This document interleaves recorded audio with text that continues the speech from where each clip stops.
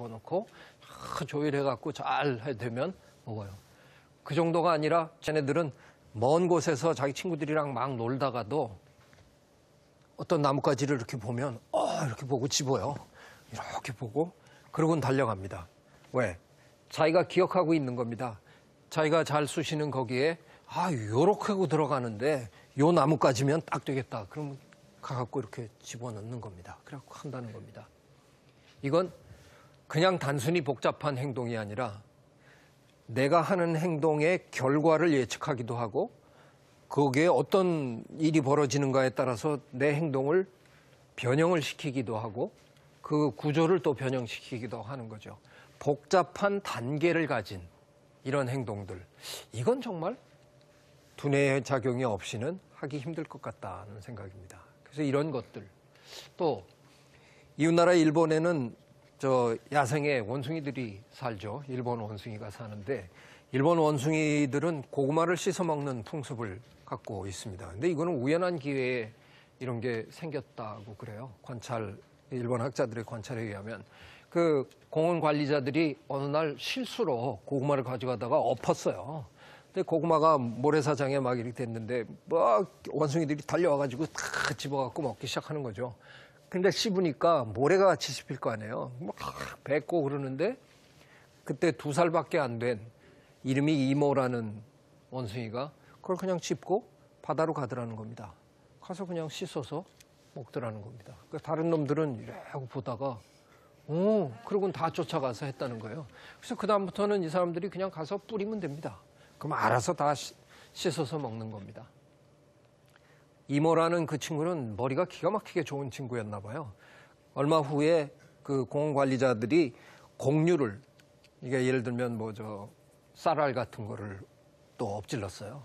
그것도 이제 다른 원숭이들은 그거 집어 먹느라고 이렇게 집어 넣으면 또 모래하고 같이 들어가잖아요. 근데 걔는 또 그걸 이렇게 모으더랍니다. 이렇게 모아가지고 가서 바닷물에다가 탁 떨어뜨리니까 모래 쫙 가라앉고 걔네 둥둥둥 뜰 거 아니에요? 이렇게 건져갖고 먹더라는 겁니다. 한 마리의 천재 원숭이 때문에 그 세계에는 그런 새로운 풍습이 생겨난 겁니다. 새로운 문화가 생겨난 겁니다. 씻어 먹는, 가려 먹는 이런 문화가 생긴 겁니다. 이건 뇌가 없으면 할 수 있는 일이 아닌 거죠. 새로운 발견, 새로운 아이디어의 창출 이런 것들이 바로 생각한다는 증거가 되는 거죠. 동물들 중에는 만들 줄 아는 동물들이 있습니다. 새들은 둥지를 만들고 거미는 거미줄을 치고 그 거미줄 그냥 아무렇게나 치는 게 아니거든요. 가장 효율적으로 먹이를 잡을 수 있게 거미줄을 치는 겁니다. 제일 기가 막힌 건축사는 바로 비버죠. 비버가 강물을 막아서 댐을 건설해서 강물을 막아서 거기서 사는데 비버가 강물을 막는 저런 구조들을 보면 사람이 만들어 놓은 것 같은 느낌을 줄 정도입니다. 이거 고이고 나무 갖다 대고 이건 누가 사람이 만들었으면 꼭 저렇게 만들었을 것 같은 그 정도의 능력을 갖고 있다는 거죠. 사고의 능력이 있겠구나 하는 생각을 할 수 있다는 겁니다. 제가 지금 강의를 하고 있는데 언어를 사용할 수 있다고 하는 건 이건 두뇌가 없으면 이건 도저히 가능한 일이 아니겠죠. 그래서 언어의 발달이 두뇌의 발달과 반드시 연관관계가 있을 거다 하는 겁니다. 그런 관점에서 저희는 꿀벌을 연구합니다. 꿀벌은 척추동물도 아닌 곤충인데도 기가 막히게 고도로 발달된 언어를 가지고 있습니다. 춤언어. 춤으로 꿀이 어디 있다는 거를 그 꿀로 가는 방향과 거리를 태양과의 각도로 방향을 알려주고 얼마나 많이 날아가야 된다는 거리를 춤을 추면서 알려줄 수 있다는 겁니다. 저게 얼마나 객관적인 정보를 갖고 있느냐 하면 여러분도 배우면 찾아갈 수 있습니다. 저걸 읽는 방법을 배우면 저 춤을 추는 저 각도를 중력의 방향과의 각도를 재가지고 나가서 태양 쪽을 보면서 그 각도만큼 그 방향으로 가면 되는 겁니다. 그리고 쟤네가 얼마나 빠른 속도로 춤을 추느냐 붕 하고 한 바퀴 빙 돌고 또 붕 하고 반대로 빙 돌고 이러거든요.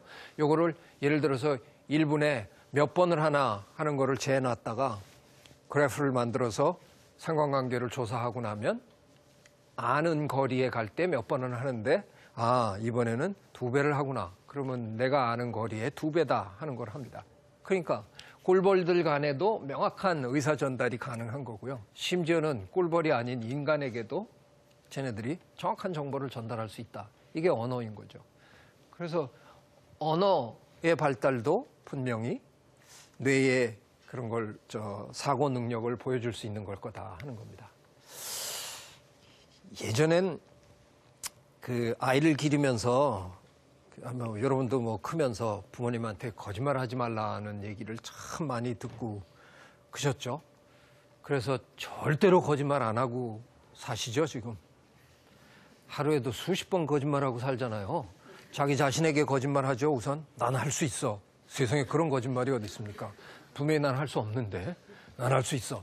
이런 긍정적인 거짓말을 포함해서 남에게 오늘 참 예뻐 보이신다고 예쁘지도 않은데 또 그렇게 얘기를 하는 거 뭐 별의별 게 다 있습니다. 우리 거짓말 안 하고 살 수 없습니다.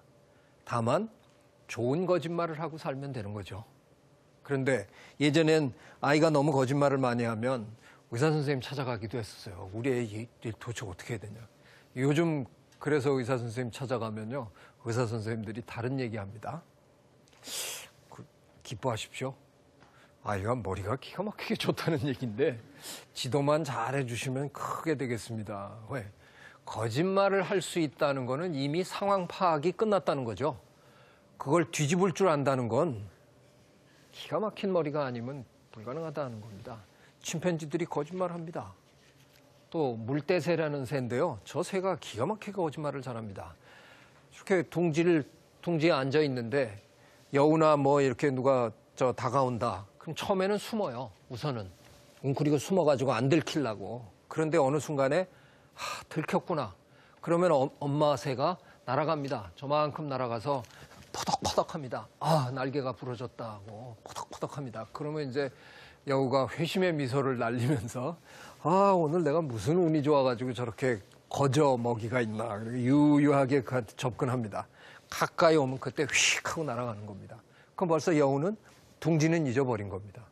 그래서 자기 둥지를 구하려고 그런 거짓 행동을 하는 겁니다. 기가 막힌 머리죠. 저걸 연구한 러트거스 대학의 연구진이 또 그거보다 더 기가 막힌 걸 발견한 적이 있습니다.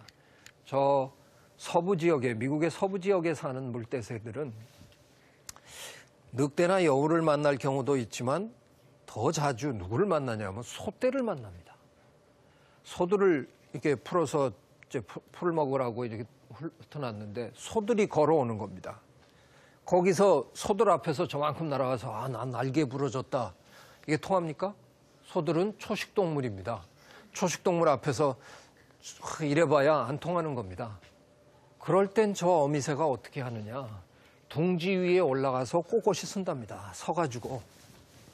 우리 여기 있으니까 피해가 달라고. 그 소들이 오다가 새가 앞에서 그러고 있으니까 피해서 이렇게 간다는 겁니다.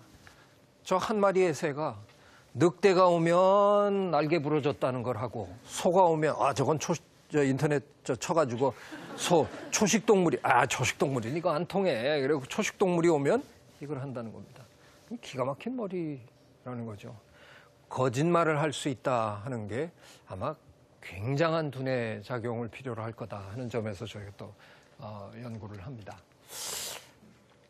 굉장히 오랫동안 이제 두뇌 연구를 하던 사람들은 언어의 발달이